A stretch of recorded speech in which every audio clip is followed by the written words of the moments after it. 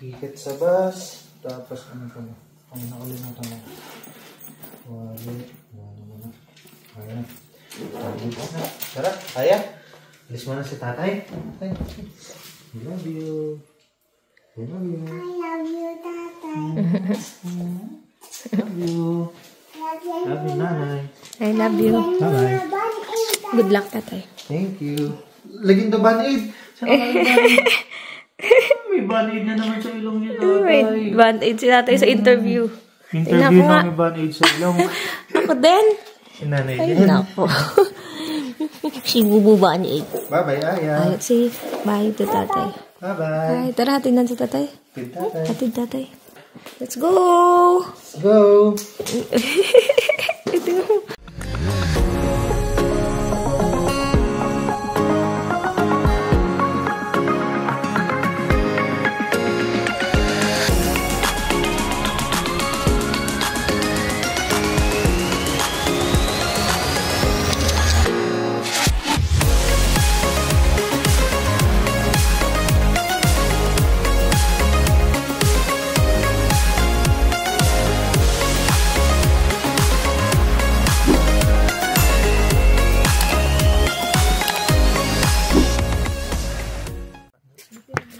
Morning, guys.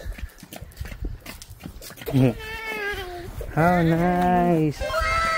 Alisan si tatay. Bye. Go, tatay. Go, tatay. I love you. I love you. Bye-bye, nanay. Love you. Bye-bye. Ingat ka, ingat. Group hug tayo, group hug. Group hug. Let's do group hug. Group hug. Bye-bye. Bye, tatay. Good luck. Bye-bye. Go, go, go. Bye. Morning, guys.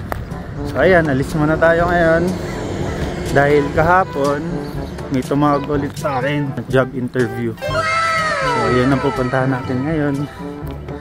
Yun, apply lang na apply hanggat may pagkakataon. So ayan, buti naman may tumawag ulit sa akin, kaya yun, grab ko lang na yung grab kahit anong work yan. Nagsisikat ng araw ngayon. Kahapon medyo maulan dito eh. Ngayon tirik na tirik yung araw. So ayun guys, nandito na ako sa bus stop. Wait ko na lang na dumating yung bus. Wait. Medyo malamig ngayon, 13 degrees lang. Maaga pa eh. Halos ano pa lang, parang 10 AM o 13 degrees dito. And so last week nga pala guys, no, may pinuntahan din akong job interview. Tapos ayun, kahapon may tumawag ulit sa akin for job interview ngayon. Ayun guys, medyo napaaga ulit tayo dito sa bus stop. Waiting time ko is mga 10 minutes siguro. Ayun, hintayin lang natin dumating ng bus. May uwak, may uwak. Uwak sa kalsada. Ayun, share ko lang guys na dito sa Prince George, napakadami talagang uwak. Usually yun yung makikita nyo at makakasalubong ng mga ibon dito. Kahit saan siguro may mga uwak dito. Lamig guys, 13 degrees Celsius. Yung ano, nanunuot sa lamig yung hangin. Pero yan, pagka bumabad ka naman sa araw, ganun pa din, malamig pa din. Parang ang sarap din mag-jogging dito sa umaga guys. Minsan try nga natin mag-jogging dito para ma-exercise naman tayo. So yun na guys, padating na yung bus. Tara!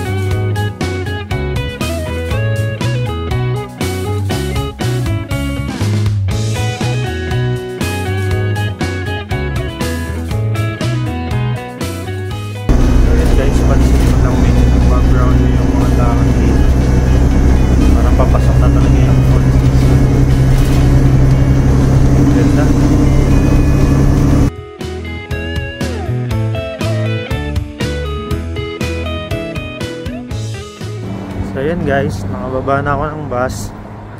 Lakad lang tayo for 15 minutes. So exercise na din natin to. Ayan, nakaka-enjoy talaga sumakay ng bus dito. Medyo malayo lang yung mga gatong lakarin pagkababa mo ng bus. Pero okay lang, lamig ng hangin, lamig ng kamay ko. Tapos di mo masyadong ramdam yung init ng sikat ng araw kasi nga malamig yung hangin. Lakad lang muna tayo guys. Pang-enjoy din mag-golf. Sana ma-experience natin yan susunod guys. Experience ko lang kasi maganyan yung mga laruan na pambata eh. Ganda ng panahon no? Buti hindi umuulan ngayon. Kahapon parang maghapon umuulan. Wala pala makabili na ng payong dito guys kasi recently madalas umuulan eh. Para pagkagantong lalabas kami ng bahay tapos umuulan, kami mababasa. Wala pa kasi tayong car eh. So ayan, tsaga lang muna tayo guys. So yun guys, share ko lang din no. Kanina umalis ako sa bahay siguro mga around 10 AM. Tapos ngayon, ito 11 mahigit na. So halos parang isang oras yung biyahe. Pero nung chinek ko sa maps, ano lang naman eh, 4 kilometers lang siya mula dun sa apartment na tinutuloy namin. Medyo matagalan talaga pagka magbabas ka dito kasi yung sasakyan mong bus, ang dami pang iniikutang bus stop. Imbis na diretso na lang dun sa pupuntahan mo, tatagal dahil umiikot pa siya, ang dami niyang iniikutan. Kaya siguro mas mabilis talaga pagka may sasakyan ka dito, mas mabilis yun. Mas mabilis ka makakabiyahe, mas mabilis ka makakapunta dun sa pupuntahan mo. So yun, hindi ka lalakad ng ganito kalayo. Pero okay lang, tsaga lang tayo guys. Kayang-kaya naman natin itong tsagain. Lakad lang muna tayo, hinihingal na ako. Lakad lang muna tayo guys, lapit na tayo eh. Yun guys, galing ng tawiran dito sa mga intersection no? Safe ka talaga makakatawid. Tamang pindutin to. Tapos hihintayin mo lang na color green na yung sa kabila sa tawiran para makatawid ka ng safe. Hindi kagaya sa atin sa Pilipinas eh. Hirap. Minsan ang hirap tumawid sa mga intersection. Lalo na dun sa amin sa kanto ng Dakila. Nako, grabe. Pakahirap tumawid. Yan, pwede na tayong tumawid guys. So tawid lang muna tayo. Ayan, may 10 seconds pa ako para tumawid. Ayan guys, oh, ganda.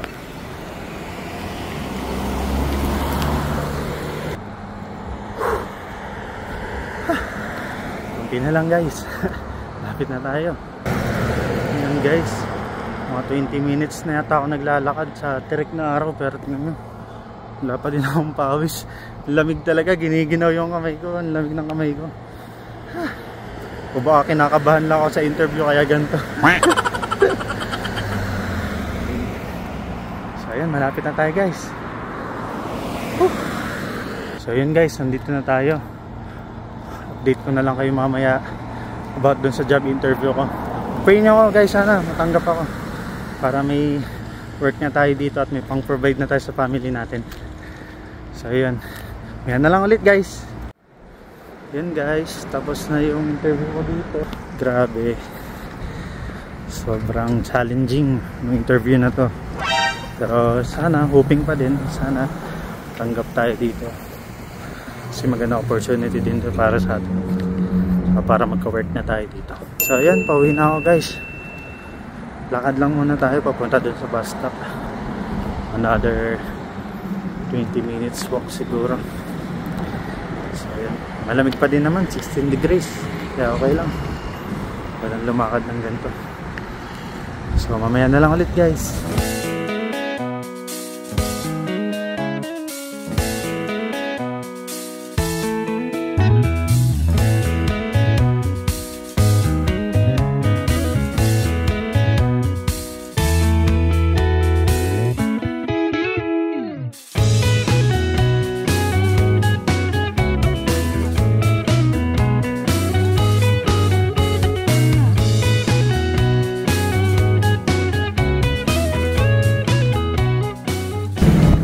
Dito guys, may espalto.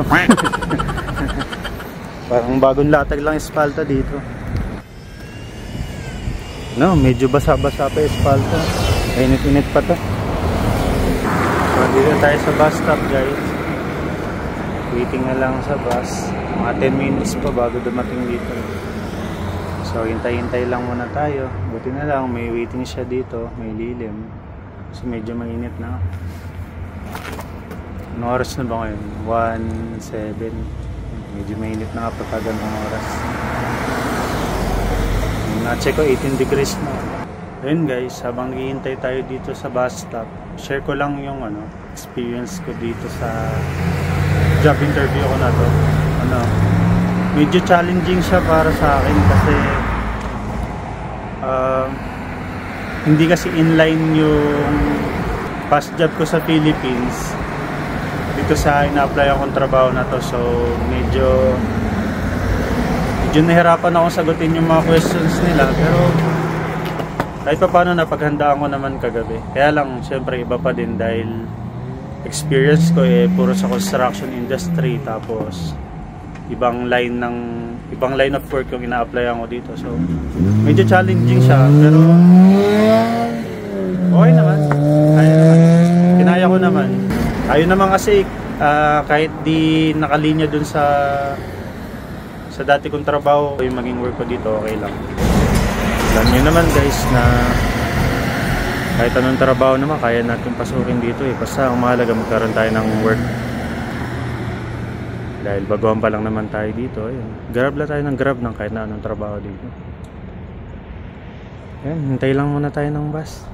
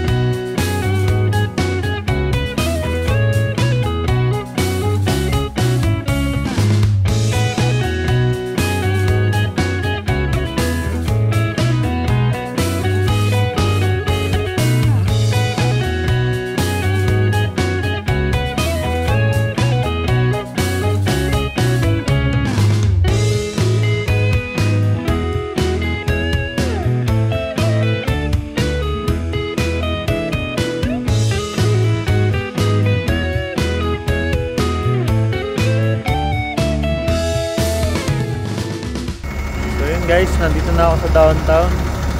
Nag-transfer na ako dun sa next bus na sasakyan ko. So, hintay lang tayo. Mga 7 minutes pa bago dumating dito So, ayan. Lilim muna tayo. May lilim naman dito sa waiting shed. Habang naghihintay tayo ng bus.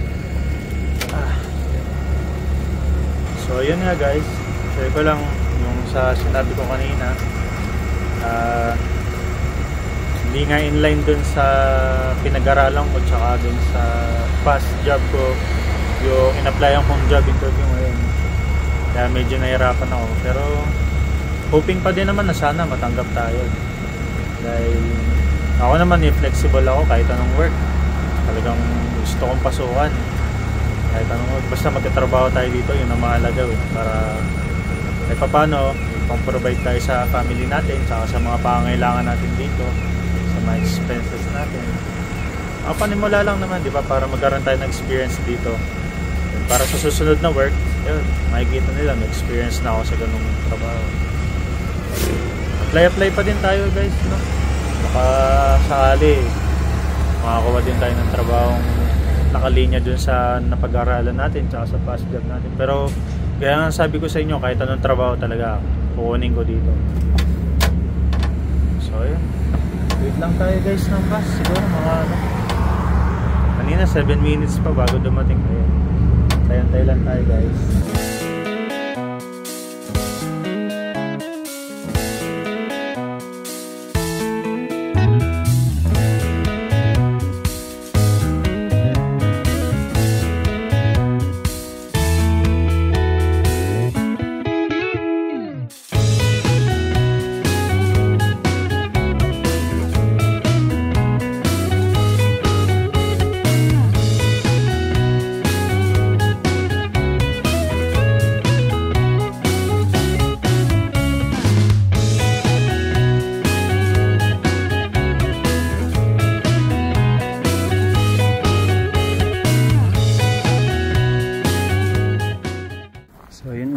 maglalakad na tayo po uwi ng bahay. It's already 2:15. Medyo tagal nang naging biyahe natin sa bus. Isang oras mahigit din. Di gaya pagka nakasasakyan lang. Siguro mga 10 minutes lang yun. So yun. Soon magkakaroon din tayo ng sasakyan. Para medyo nanghihinayang din kasi ako dun sa oras. Siguro lalo na pagka nagka-work ako. Yun, imbis na ibabiyahe ko siya pang pauwi or papunta ng trabaho, i-alat ko na lang yung time na yun dun sa work ko, diba? Yun. Gusto lang din namin magpasalamat kay kay Roch tsaka kay Mark dun sa friend namin na nandito na kasi. Ayun, lagi nila kami sinasamahan pagka may lakad kami, pag mag-grocery kami or may pupuntahan kami. Ayan, thank you sa inyo. And thank you nga pala kay Ate Faye tsaka kay Kuya Navi. Kasi sila yung tumulong sa akin para makapag-apply dito sa in-applyan kong job interview ngayon. Ayan, so thank you sa inyo Ate Faye and Kuya Navi. Ayun guys, update ko na lang siguro kayo sa susunod. Pagka natanggap na tayo dun sa mga in-apply natin trabaho. Ayan, sana pag-pray nyo ako na magkaroon ako ng work dito. Mapasok na ako sa mga in-applyan kong trabaho. Yan. Salamat nga pala dun sa mga nag-good luck sa akin sa recent vlog namin. Yan. Sa mga naging job interview ko na yun. Salamat sa inyo. Thank you. So hanggang dito na lang muna guys. See you on the next vlog. Bye!